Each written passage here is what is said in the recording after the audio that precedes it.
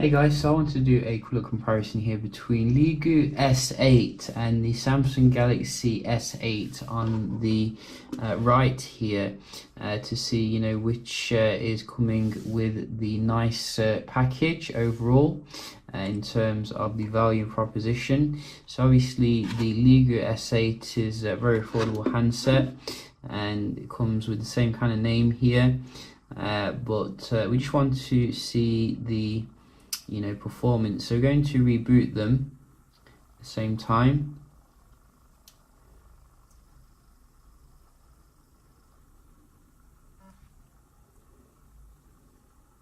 And I gotta say, it feels very nice in the hand. The screen doesn't curve all the way around, but it's practically bezel-less. It's in terms of the sides, but I don't think it's quite as curved as what you're getting on the Samsung, which does boot on a little bit faster here. I think we're running more mid-range kind of specification on the Leagoo. Stylish phone, that's what it is. So like the other phone, the Verni, I do think that the screen could do with being a little bit brighter here, as well as being a little bit more sensitive to touch, because I have found now and again touching it, it does seem to be a little bit less responsive than your flagship phone. But other than that, we're going to see how they do compare here. So let's just start up some apps. Everything's closed down. Yes, it is.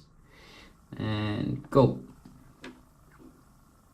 Also, I think the screen calibration could do with a little bit of rejigging, because the screen looks a little bit too warm than compared to what it should be. But I don't think these are massive issues, and you can probably change it in the settings. All faster here. You see, that's Samsung lag, that is. Can't even go into the camera faster than the Leagoo. Leagoo again here. Wow, it's on fire. Look at that.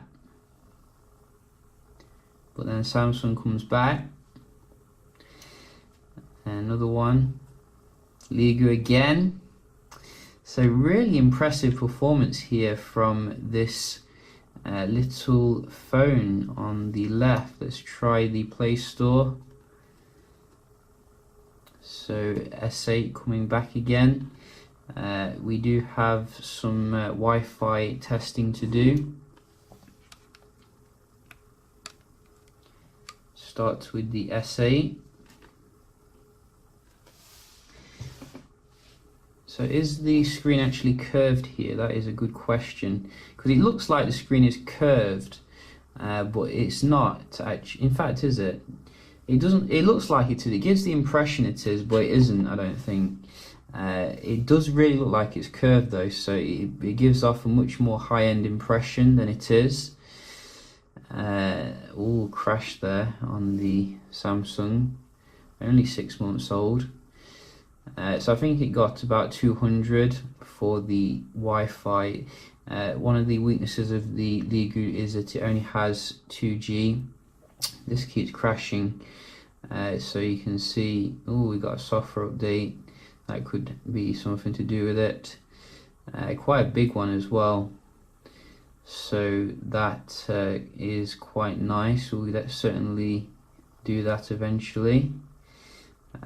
Obviously this is just checking the performance here, and you can see, I think in terms of the Wi-Fi, you are going to get a better on a high-end phone. You did notice as well, I tapped several times on the screen there to get the thing to respond. So we can just have a look in the settings and see what else we're getting in terms of the functionality. So obviously in the settings you do get a display option. I'm guessing in here somewhere we may be able to change the font, the brightness, etc., your wallpaper, but I don't think there's a screen calibration option, which would be very useful in that particular setting. Couldn't see it though. Navigation bar, you can change the navigation as you can see. Oh, and then let's go back again, and also LED light. So it has 32 gigs internal storage, which isn't too shabby. Does it have an update area to keep you up to date? It seems it does. So it's already up to date. That is nice. And also, obviously, let's have a look how the camera UIs do compare here. So I think in terms of the maturity, the Samsung's looks a little bit more grown up. I think they're still using like older kind of Android interfaces for the camera, so that could be something to improve, I think, going forward. But you do get HDR and your flash, etc., which is nice.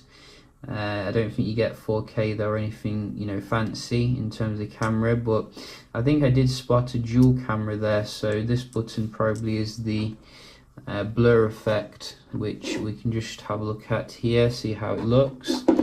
So when you want to take a shot, you just go bam, like that.